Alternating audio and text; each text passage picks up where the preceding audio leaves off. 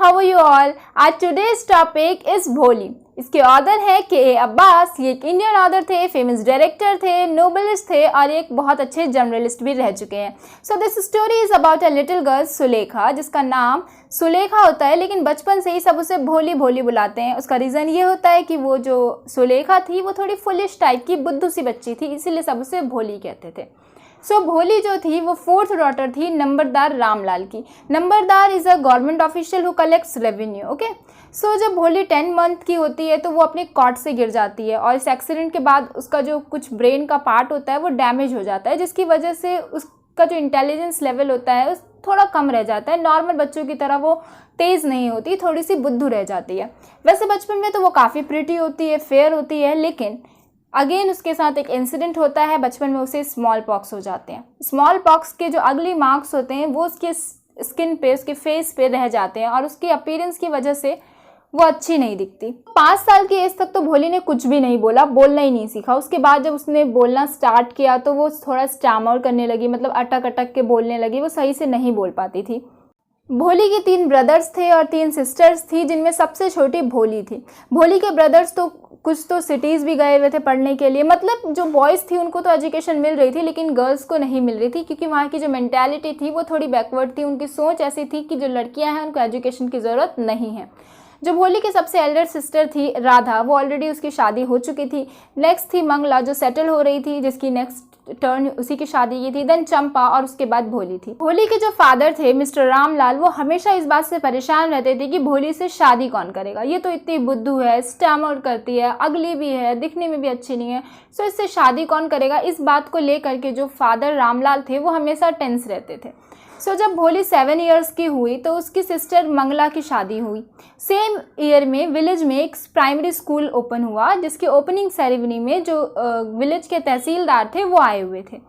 तहसीलदार और रामलाल के बीच में बात होती है। तहसीलदार मिस्टर रामलाल से कहते हैं कि आप जो हैं वो रेवेन्यू ऑफिशियल हैं, आप एक नंबरदार हैं, आप गवर्नमेंट के रिप्रेजेंटेटिव हैं। अगर आप अपनी बच्चियों को स्कूल भेजेंगे तो ये एक अच्छा एग्जाम्पल सेट होगा बाकी विलेज के लोगों के लिए, और वो भी जो है अपनी बच्चियों को स्कूल भेजेंगे आपको देख करके। सो ये बात रामलाल अपनी वाइफ से आके घर पे बताता है। तो उसकी वाइफ कहती है कि हमारी बेटियाँ अगर स्कूल जाएंगी तो हमारी बेटियों से शादी कौन करेगा, तुम्हारा दिमाग ख़राब है, स्कूल भेजेंगे हम बच्चियों को, मतलब इस तरीके का उसकी जो वाइफ है रिएक्ट करती है। सो उसके जो रामलाल है वो कहता है कि मैं तहसीलदार की बात तो नहीं टाल सकता, उन्होंने कहा है तो हमें ये चीज़ करनी चाहिए, भेजना चाहिए अपनी बेटियों को स्कूल। तो उसकी वाइफ कहती है अच्छा ठीक है, अगर आपको उनकी बात रखनी है तो क्यों ना हम भोली को स्कूल भेज दें, वैसे भी उससे शादी ही कौन करेगा, इसी बहाने वो कुछ पढ़ लिख तो लेगी। मतलब उनकी इतनी बैकवर्ड सोच थी कि मतलब लड़कों को तो एजुकेशन दी जाए लेकिन लड़कियों को नहीं, बिल्कुल नहीं।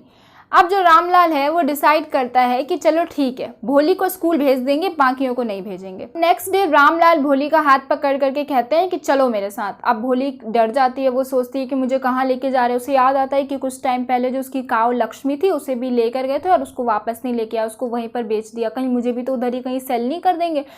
वो ये सोचती है कि मेरे फादर मुझे भी सेल ना कर दें। तो उसके फादर भी ये कहते हैं बेवकूफ़, स्कूल लेके जा रहा हूँ, चलो मेरे साथ। और अपनी वाइफ से कहते हैं कि इसको कुछ अच्छा ढंग का कपड़े पहना दो, इसके बाल वाल ठीक कर दो, वरना हमारी फैमिली के बारे में जो विलेज के लोग हैं वो क्या सोचेंगे।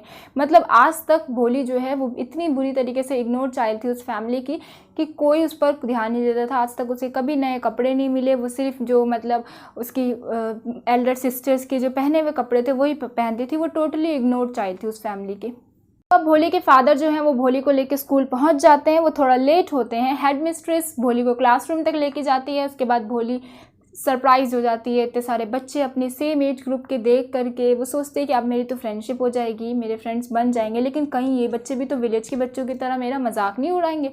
मतलब वो डरती भी है, कंफ्यूज भी रहती है। वो उसने कभी स्कूल ना सुना था ना देखा था, उसे पता ही नहीं था कि ऐसी भी कोई चीज़ एग्जिस्ट करती है दुनिया में, ठीक है। उसके बाद वो वॉल्स देखती है, वॉल्स में पिक्चर्स बनी होती है, पेंटिंग्स बनी होती है। वो उससे खुद को रिलेट करने लगती है। वो देखती है ब्राउन कलर, तो ये सेम ब्राउन कलर है जिस कलर के हॉर्स में तहसीलदार साहब आते हैं। फिर वो देखती है कि ये तो ब्लैक कोट सेम वैसे ही है जैसा मेरे नेबर के पास, ये ग्रीन पैरट तो वैसे ही है ना जैसा मेरे मैंगो ट्री पे बैठता था, और ये काव ये तो बिल्कुल लक्ष्मी की तरह दिख रही है।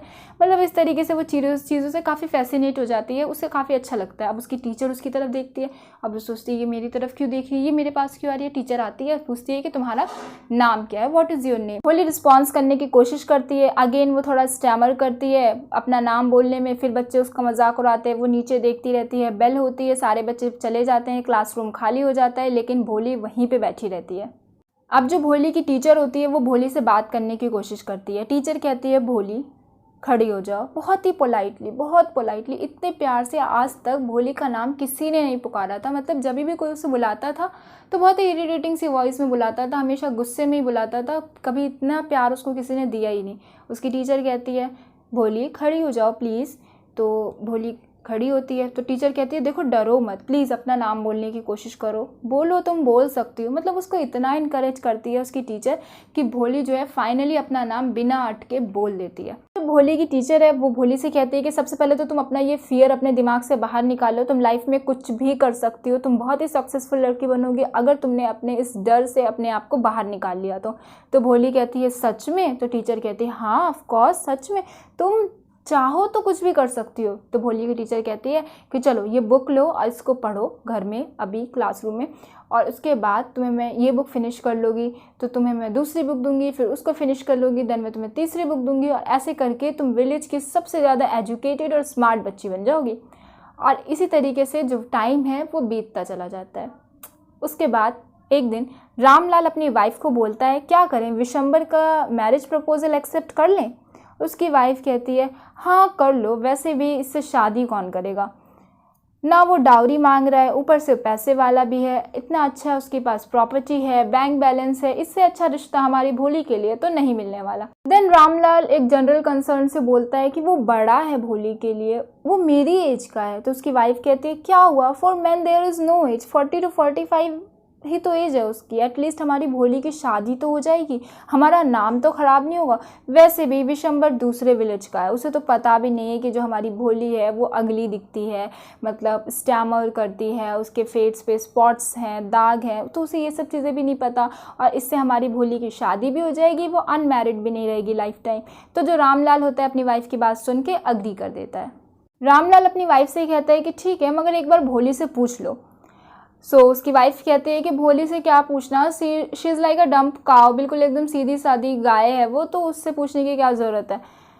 उसके बाद जो ये सारी चीज़ें हैं भोली कहीं दूर से खड़े होकर सुन रही होती है, उसे थोड़ा दुख भी होता है लेकिन वो कोई रिस्पॉन्स नहीं करती। वो ये सोचती है कि अगर मेरे पेरेंट्स चाहते हैं तो शायद कुछ अच्छा ही सोचा होगा इन्होंने मेरे बारे में, इसलिए वो रिस्पॉन्स नहीं करती। As a simple girl agree कर जाती है अपने पेरेंट्स की बात को दूर से ही। फाइनली वो दिन आ जाता है जब विशंबर भोली के घर आता है शादी के लिए। बारात, घोड़े, म्यूज़िक सब कुछ बिल्कुल परफेक्ट होता है, एकदम धूमधाम से शो ऑफ करते हुए वो आता है बारात लेके। सारे लोग कहते हैं कि ये भोली का गुड लक है कि उसको इतना अच्छा हस्बैंड मिलने वाला है, और जो उसकी सिस्टर्स वगैरह भी कहती है कि इसके साथ तो काफ़ी अच्छा ही हो गया, इतनी डम्प है फिर भी इसकी अच्छे से अच्छे घर में शादी होने वाली है। अब जो भोली है वो रेड साड़ी में बिल्कुल ब्राइड बन के आती है।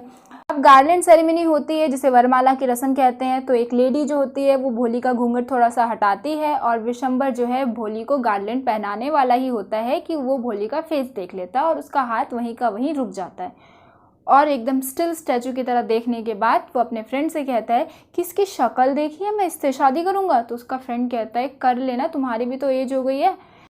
तब विशंबर कहता है ठीक है मैं एक शर्त पे इससे शादी करूंगा, जब इसके फादर मुझे 5000 रुपीज़ डाउरी देंगे तभी मैं इससे शादी करूंगा, वरना मैं अपनी बारात वापस ले जा रहा हूँ।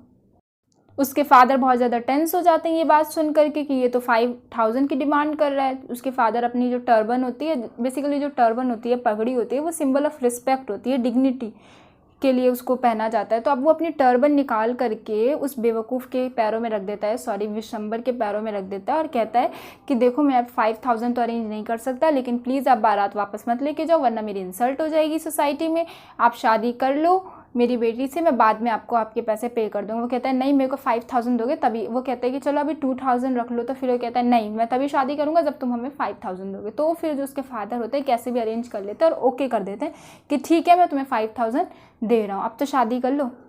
अब जब वो वरमाला पहनाने जाता है विशंबर, अब एक लेडीज़ जो है भोली का घूंघट फिर से हटाती है और इस बार भोली जो है वो विशंबर को देख रही होती है और काफ़ी गुस्सा होता है उसकी आंखों में। इस बार भोली भोली नहीं रहती, वो सुलेखा बन चुकी होती है, आप कह सकते हो। वो टोटली चेंज हो जाती है, उसके एटीट्यूड में टोटल चेंज आ जाता है, वो बिल्कुल बोल्ड लेडी बन के निकल के आती है। और फिर वो क्या करती है, जैसे ही विशंबर उसके गले में वरमाला पहनाने जाता है वो उसको ड्रैग करके हवन कुंड में फेंक देती है और उसके बाद कहती है कि मैं इस ग्रीडी इंसान से शादी नहीं करने वाली। उसके फादर कहते हैं बेटा तुम पागल हो गई हो, ये क्या कह रही हो, इस बेवकूफ़ इंसान से शादी नहीं करनी जो उस वक्त से आप लोगों की इंसल्ट पे इंसल्ट किए जा रहे हैं। सब हैरान हो जाते हैं कि इतना ज़्यादा फ्लुएंटली बिना अटके कैसे बोल रही है, इसमें इतनी हिम्मत कैसे आ गई और इतना बिना अटके इतना मतलब अच्छे से कैसे बोल पा रही है भोली। सबके सब पहले तो इस बात से हैरान हो जाते हैं कि भोली थोड़ा सा भी स्टैमर नहीं करती, और सेकेंड थिंग कि वो बिल्कुल बिना डरे बिल्कुल बोल्ड लेडी की तरह बोल रही है। और सो विलेज के लोग जो है अब ज़्यादा शॉक हो जाते हैं, आपस में डिस्कस करने लगते हैं कि कितनी बदतमीज़ हो गई है, कितना ज़्यादा बोल रही है। भोली ये सब सुन के रिस्पॉन्स करती है कि मैं बोलूँगी, आप लोग मुझे डम्प समझते थे, मैं बिल्कुल डम्प नहीं हूँ, मैं बोलूँगी और अगर आपको सुनना है तो सुनो नहीं तो जाओ। इससे फिर सारे जो लोग होते हैं गेस्ट वो सारे चले जाते हैं और विशंबर भी जो अपनी बारात लेके वापस चला जाता है अच्छे से इंसल्ट होने के बाद। अब जो है अब उसके फादर कहते हैं कि अब तुम क्या करोगी भोली। तो भोली कहती है कि मैं आपको आप लोगों के ओल्ड एज में आप लोगों की हेल्प करूंगी, मैं आप लोगों के बुढ़ापे का सहारा बनूंगी। वो अपनी टीचर की तरफ देखती कहती है ना टीचर, तो उसकी टीचर कहती है बिल्कुल भोली। अब भोली कहती है कि जिस स्कूल में मेरी टीचर पढ़ाती है ना, मैं उसी स्कूल में बच्चों को पढ़ाया करूंगी और आप लोगों की हेल्प करूंगी आप लोगों के ओल्ड एज में। तो उसके फादर भी खुश हो जाते हैं। अब उसकी जो टीचर है उसकी आंखों में एक अलग सी चमक होती है। अब उसकी टीचर कहती है कि फाइनली मेरा मास्टरपीस बन के तैयार हो गया, मतलब उसकी टीचर की कलाकृति जो है वो सामने आ चुकी है। अब जो उसकी टीचर होती है वो क्योंकि उसके साथ उसके ऊपर बचपन से 7 ईयर्स की एज से उस पर काम कर रही होती है और आज जो है भोली के अंदर से सारा फियर निकल चुका होता है, सारी स्टैमरिंग ख़त्म हो चुकी होती है, सारा डर ख़त्म हो चुका होता है। तो अब उसकी टीचर को लगता है कि हाँ, जिस प्रोजेक्ट पे मैंने काम किया था वो आज कंप्लीट हो चुका है, आज मेरा मास्टरपीस बन के तैयार हो चुका है। तो एक्चुअल में इस स्टोरी के अंदर यहाँ पर स्टोरी ख़त्म हो जाती है। तो ये जो स्टोरी है इसके अंदर हमारे टीचर्स का जो रोल है हमारी लाइफ में उसको हाईलाइट किया गया है कि टीचर एक बहुत इंपॉर्टेंट रोल प्ले करता है हमारी ज़िंदगी में, हमको अच्छा इंसान बनाने में। सेकेंड थिंग जो ये चैप्टर है ये एक पॉइंट रखता है डाउरी के अगेंस्ट। हमारे सोसाइटी में जो डाउरी है इसको बहुत ज़्यादा ही वो कर दिया गया है, मतलब जितने भी फादर्स होते हैं who have daughters they feel burden, ना कि उनको बर्डन फील होता है कि उनको जो है आगे चल के फ्यूचर में डाउरी भी पे करना पड़ सकता है। और अगर डाउरी के बेसिस पे कोई शादी होती है, कोई रिलेशनशिप स्टेब्लिश होता है तो ये उसकी डिग्निटी पर, उस जो गर्ल है उसकी डिग्निटी पर एक मतलब गंदा रिफ्लेक्शन देता है, एक नेगेटिव पॉइंट देता है कि उसकी खुद की एबिलिटीज़ की वजह से उसकी शादी नहीं हुई है बल्कि उसकी शादी जो है डाउरी के बेसिस पर हुई है। So that is not good. Okay, so ये था हमारा complete chapter. Hope you guys understand the chapter and if you like the video please share it with your friends and classmates. Do subscribe to our channel and thanks for watching, and please don't forget to check the description. Bye bye.